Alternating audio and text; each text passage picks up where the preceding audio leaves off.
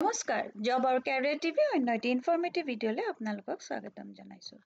আজিৰ এইটো ভিডিঅ'ত মই আপোনালোকক দেখাবলৈ গৈ আছোঁ ইণ্ডো টিবেটিয়ান বৰ্ডাৰ পুলিচ ফ'ৰ্চৰ পৰা কিছুমান ভেকেঞ্চিজ আহিছে আৰু এই ভেকেঞ্চিসমূহৰ কাৰণে আপোনালোকে এপ্লাই কৰিব পাৰিব যদি আপোনালোকৰ এলিজিবিলিটি মিলে। ভিডিঅ'টো স্কিপ নকৰাকৈ শেষলৈকে চাই যাব, মই আপোনালোকক সকলো ডিটেইলছ দেখাই যাম। এতিয়া ইয়াতে মই দেখাই গৈছোঁ এতিয়া কি পোষ্ট আছে। সাব ইন্সপেক্টৰ টেলিকমিউনিকেশ্যনৰ কাৰণে 92টা পোষ্ট আছে। এজ যোনটো বিচাৰিছে 20 পৰা 25 ইয়াৰ্ছৰ ভিতৰত হ'ব লাগিব আৰু এডুকেশ্যনেল কোৱালিফিকেশ্যন বিচাৰিছে bachelors degree in science with physics chemistry and mathematics or information technology or computer science electronics and communication or electronics and instrumentation from a recognized university or institute. যিহেতু এইকেইটা টেলিকমিউনিকেশ্যনৰ পোষ্ট হয় সেইকাৰণে telecommunication related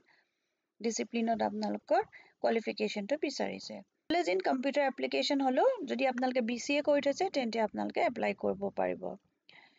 BE যদি আছে in electronics and communication or instrumentation or computer science and electrical or information technology from a recognise university or institute তেতিয়া আপোনালোকে apply কৰিব পাৰিব বা associate member of institute of electronics and telecommunication instrumentation or computer science or electrical or information technology engineer or equivalent from a recognized university or institute. ইয়াত চাৰিটা different category qualification দিছে আপোনালোকে ইয়াৰ ভিতৰত যিকোনো এটা যদি আপোনালোকৰ মিলে তেন্তে এপ্লাই কৰিব পাৰিব। নেক্সট যোনটো ভেকেঞ্চি হৈছে সেয়া হৈছে হেড কনষ্টেবল টেলিকমিউনিকেশ্যন। ইয়াত 383টা ভেকেঞ্চি আছে আৰু 18 পৰা 25 বছৰ এজ লিমিট হ'লে আপোনালোকে এপ্লাই কৰিব পাৰিব। ইয়াত যোনটো কোৱালিফিকেশ্যন বিচাৰিছে Class 12 pass with physics, chemistry and mathematics.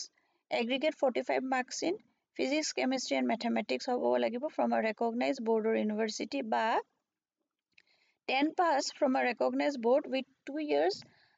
ITI certification in electronics or electrical or computer from a recognized university. 10 pass কৰাৰ পিছতে আপোনালোকে যদি board PCM কৰিছে with 3 years diploma in electronics or communication and instrumentation or computer science information technology or electrical from a recognized university তেন্তে আপোনালোকে apply কৰিব পাৰিব। Third যোনকেইটা কনষ্টেবলৰ পোষ্ট আছে 51টা পোষ্ট আছে এইটোৰ কাৰণে এজ লিমিট 20 পৰা 23 ইয়াৰ্ছৰ ভিতৰত হ'লে এপ্লাই কৰিব পাৰিব। মেট্ৰিকুলেশ্যন হ'ব লাগিব from a recognise board or equivalent. তাৰ পিছতে diploma or certificate course from an industrial training institute or any other recognized institution. Application fee যোনটো আছে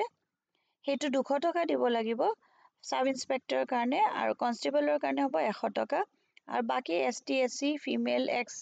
সাৰ্ভিসমেন এই সকলে দিব নালাগে। এটা অনলাইন আপোনালোকে পে কৰিব লাগিব আৰু অনলাইন ৰেজিষ্ট্ৰেচন প্ৰসেসটো হ'ব এই প্ৰসেসটো 15 নৱেম্বৰৰ পৰা ষ্টাৰ্ট হৈছে আৰু এইটো 14 ডিসেম্বৰলৈকে থাকিব। এইটো ৰেজিষ্ট্ৰেচনৰ কাৰণে আপোনালোকে ইয়াত গৈ পেলাই ৰেজিষ্টাৰ কৰিব লাগিব, লগ ইন কৰিব আৰু যদি অলৰেডি আপোনালোকে ৰেজিষ্টাৰ কৰি নাই থোৱা তেন্তে আপোনালোকে এবাৰ ৰেজিষ্ট্ৰেচনটো কৰি ল'ব লাগিব আৰু তাৰপিছত এপ্লাই কৰিব পাৰিব। এইখন হৈছে অফিচিয়েল ৱেবছাইটখন, ইয়াতে বাকী কিবা ডিটেইলছ লাগিলে আপোনালোকে ইয়াৰ পৰা চাই ল'ব পাৰিব। তাৰপিছত নেক্সট যোনটো ভেকেঞ্চিৰ বিষয়ে মই আপোনালোকক এতিয়া দেখাবলৈ গৈ আছোঁ সেইটো আহিছে মাৰ্ঘেৰিটা কলেজৰ পৰা আৰু ইয়াৰ কাৰণে 4টা এছিষ্টেণ্ট প্ৰফেচৰ আৰু জুনিয়ৰ এছিষ্টেণ্টৰ ভেকেঞ্চি ওলাইছে। যোনকেইটা এছিষ্টেণ্ট প্ৰফেচৰ তাৰ কাৰণে 3টা পোষ্ট ওলাইছে, এডুকেশ্যন বিভাগত এটা আৰু কমাৰ্চত 2টা ওলাইছে। কোৱালিফিকেশ্যন লাগিব Educational qualification or selection process for the post of assistant professor will be as per Government Office Memorandum Number AHE 238-2021 68 dated this. এইটো হিচাপত যোনটো standard educational qualification থাকে প্ৰফেচৰৰ কাৰণে বা assistant professor কাৰণে সেই qualificationটো লাগিব। আৰু তাৰপিছত যোনটো জুনিয়ৰ এছিষ্টেণ্ট পোষ্ট ওলাইছে সেইটোৰ কাৰণে যোনটো কোৱালিফিকেশ্যন বিচাৰিছে তাৰ কাৰণে বিচাৰিছে বেচেলাৰ্ছ ডিগ্ৰী চায়েন্স আৰ্টছ বা কমাৰ্চ লগতে যিকোনো মানে চায়েন্স আৰ্টছ বা কমাৰ্চ যিকোনো এটা বিভাগত আপোনালোকে যদি কৰিছে লগতে ডিপ্ল'মা বা চাৰ্টিফিকেট কোৰ্চ এটলিষ্ট 3 মাহৰ লাগিব কম্পিউটাৰ এপ্লিকেশ্যনত অসমীয়া আৰু English and the selection procedure will be as per গভৰ্ণমেণ্টৰ এইটো ষ্টেণ্ডাৰ্ড যোনটো নৰ্মছ থাকে সেই হিচাপত চিলেকশ্যন প্ৰচেছ হ'ব। এপ্লাই কৰা যোনটো প্ৰচেছ হ'ব সেইটো আপোনালোকে প্ৰেছক্ৰাইব যোনখন ফৰ্ম আছে DHE আছাম এণ্ড গভৰ্ণমেণ্টৰ গেজেট ভাৰ্টনা ইনফৰ্মড ষ্টেণ্ডাৰ্ড ফৰ্মখন এইখনত আপোনালোকে গোটেই আপোনালোকৰ বায়োডাটাখিনি ফিল আপ কৰিব লাগিব ইমেইল এড্ৰেছ ফোন নম্বৰ লগতে self attested copies of all the testimonials from HSLC তাৰমানে ক্লাছ 10 অনৱাৰ্ডছ আপোনালোকৰ সকলোবিলাক ডকুমেণ্টছ আপোনালোকে লগত ফটোকপি কৰি পেলাই সেল্ফ এটেষ্ট কৰি গাঁঠি দিব লাগিব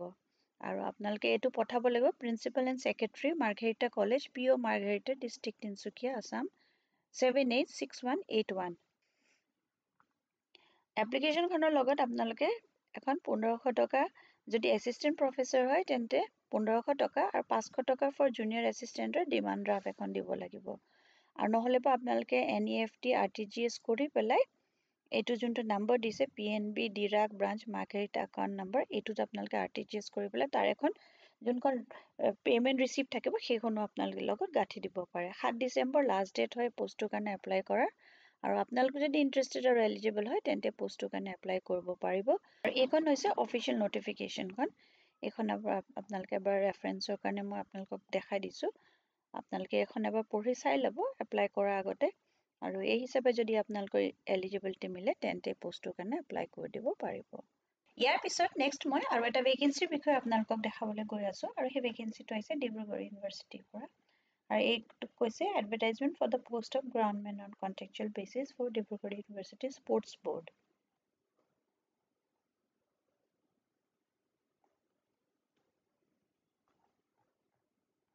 আৰু এইখন হৈছে নটিফিকেশ্যনখন মই এইখন আপোনালোকক এবাৰ খুলি দেখাই দিছোঁ ইয়াতে গোটেই ডিটেইলছখিনি মেনশ্যন কৰা আছে ইয়াতে গৈ আপোনালোকে এনেকৈ ডাউনলোড কৰি পেলাই আপোনালোকে পঢ়ি চাব পাৰিব এইখিনি বিষয়ে আপোনালোকে যি ডিটেইল জানিব বিচাৰে মই এবাৰ তথাপিও কৈ দিছোঁ 5 তাৰিখটো লাষ্ট ডেট আছে 5 ডিচেম্বৰ আৰু ইয়াৰ কাৰণে এটা পোষ্ট আছে OBC বা MOBC হ'লে আপোনালোকে এপ্লাই কৰিব পাৰিব HSLC পাছ তাৰমানে having minimum 1 year working experiences ইয়াৰ কাৰণে মিনিমাম HSLC পাছ লাগিব 10 পাছ কৰিলে আপোনালোকে এপ্লাই কৰিব পাৰিব লগত কৈছে এবছৰৰ working experience in similar field having proficient knowledge in maintaining lawns fields and grounds having proficiency in operating housekeeping equipment such as power movers and lawn movers তাৰপিছত salary এইটো fixed pay দিব 19,000 আৰু practical interview will be conducted on the area mentioned in desirable criteria তাৰমানে আপোনালোকক এটা interview ল'ব ইণ্টাৰভিউত আপোনালোকক সুধিব এইখিনি কামৰ বিষয়ে আপোনালোকৰ এক্সপিৰিয়েঞ্চ আছে নেকি desirable যিখিনি আৰু তাৰপিছতে আপোনালোক যদি এলিজিবল আৰু ইণ্টাৰেষ্টেড হয় তেন্তে আপোনালোকে এপ্লাই কৰি দিব পাৰিব এইটো যোনটো এপ্লিকেশ্যন প্ৰচেছটো হ'ব তাৰ কাৰণে আপোনালোকে যোনটো ডিব্ৰুগড় ইউনিভাৰ্চিটিৰ এইটো ৱেবছাইট হয় dibru.ac.in এইটোত গৈ পেলাই আপোনালোকে এপ্লিকেশ্যন ফৰ্মখন ডাউনলোড কৰি ল'ব লাগিব তাৰপিছত আপোনালোকৰ যিখিনি ডকুমেণ্টছ আছে ধৰি লওক ক্লাছ 10 পাছ চাৰ্টিফিকেট তাৰপিছতে আপোনালোকৰ কাষ্ট চাৰ্টিফিকেট ৰেজিডেঞ্চ প্ৰুফ সকলোবিলাক ধৰণৰ যি ডকুমেণ্টছ লাগে সেইখিনিৰ লগত আপোনালোকে 300 টকাৰ এখন ডিমাণ্ড ড্ৰাফ্ট বনাই পেলাই ছাবমিট কৰিব লাগিব to the register Dibrugarh university আৰু এই ডিমাণ্ড ড্ৰাফ্টখন বনিব in the favor of register Dibrugarh university payable at Punjab National Bank Dibrugarh university আৰু ব্ৰাঞ্চ কোড দিছে 994000 ডিব্ৰুগড় এইটোত আপোনালোকে 5 ডিচেম্বৰৰ ভিতৰত এপ্লিকেশ্যন ফৰ্মখনৰ লগত ডকুমেণ্টছ আৰু ডিমাণ্ড ড্ৰাফ্টখনৰ সৈতে একেলগে ছাবমিট কৰি দিব পাৰিব যদি আপোনালোক এলিজিবল আৰু ইণ্টাৰেষ্টেড হয় তেন্তে এই পোষ্টৰ কাৰণে এপ্লাই কৰিব পাৰিব এইটো ভিডিঅ'ত মই জনাবলগীয়া ইমানেই আছিলে যদি ভিডিঅ'টো চাই ভাল পালে আপোনালোকে লাইক এটা কৰি দিব আৰু ফ্ৰেণ্ডছ আৰু ফেমিলিৰ মাজতো শ্বেয়াৰ কৰি দিব কাৰোবাৰ যদি চাকৰিৰ আৱশ্যকতা আছে তেওঁলোকে এপ্লাই কৰিব পাৰিব আকৌ এটা নতুন ভিডিঅ' লৈ লগ পাম ধন্যবাদ